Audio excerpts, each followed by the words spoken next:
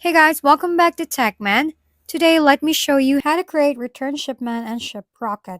Creating a return shipment and Shiprocket is simple, and you have two main methods, from delivered orders or through manual reverse orders.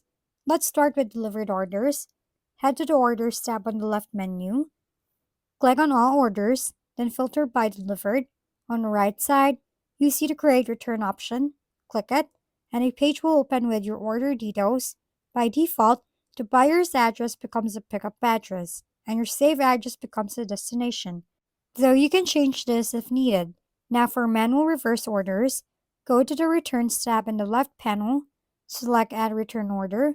You'll then fill in details like buyer information, warehouse details, order and package specifics, return reason, delivery address, dimensions, and payment info. Be sure to add accurate contact details for smooth communication. Once everything is filled in, just confirm and your return will be created and shipped Rocket. If we've been helpful, kindly give us a thumbs up and don't forget to hit the subscribe and bell button for more contents. For any questions and suggestions, comment down below.